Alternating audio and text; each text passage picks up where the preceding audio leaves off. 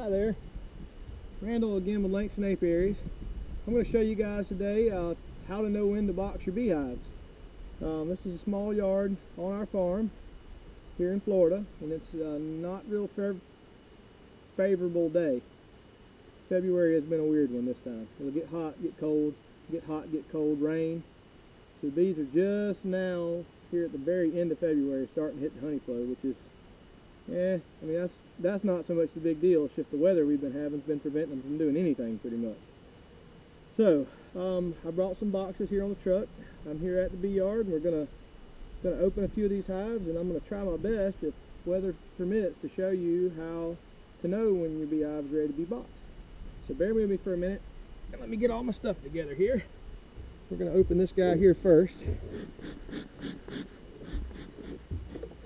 little toot in the mouth and a little bitty toot under the hood.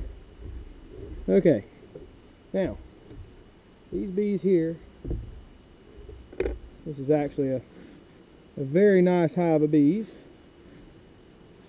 Unfortunately, it would appear that we may have brood up here in the top box, which is going to mean, and we do, which is going to mean that we have a bad excluder on this hive. Or either, for whatever reason, when it was getting made this year, the queen somehow got above the excluder, which is bad. We don't want that. So, I'm going to choose not to box this hive because it's going to be a lot easier for me with it in,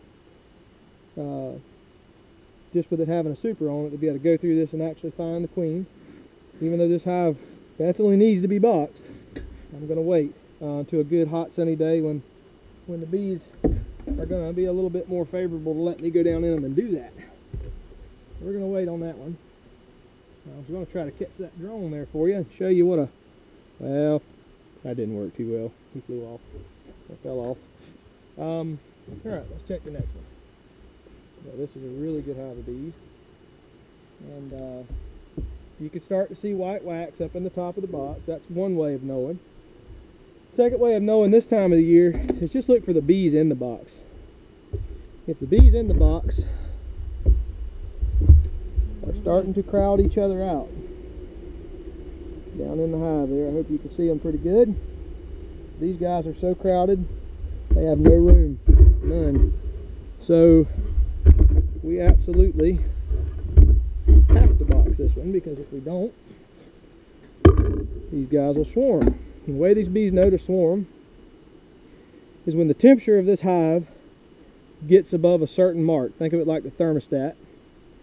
You get swarms. And even though the weather's been extremely crazy, I'm going to show you guys what a swarm looks like, because actually while I'm filming this, I just found one outside the yard, which really ain't cool.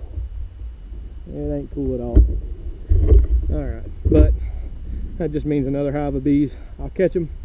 In fact, I brought a box here to do it.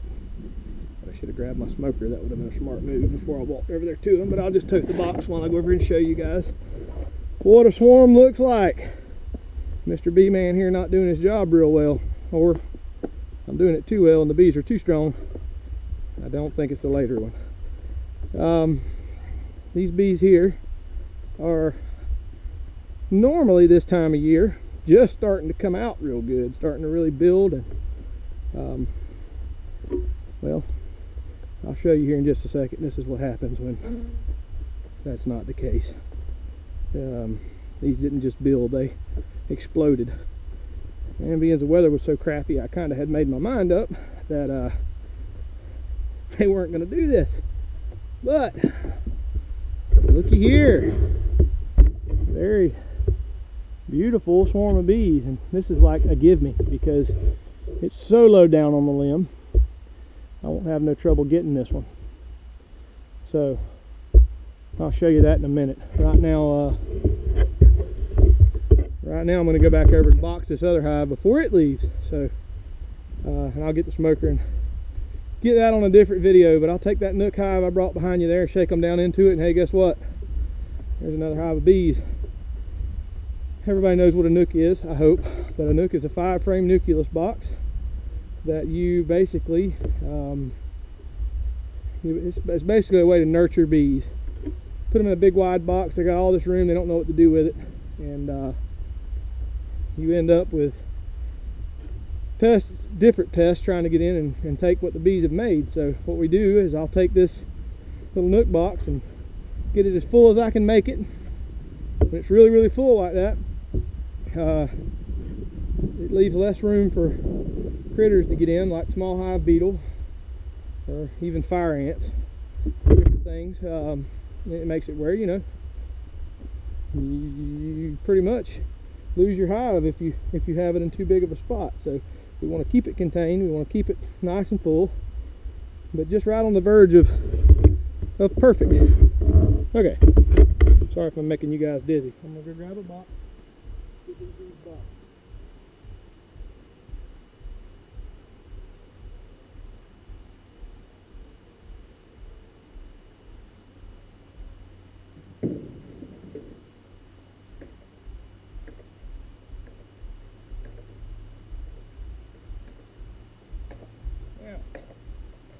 How do you know when a box doesn't, or hive doesn't need a box?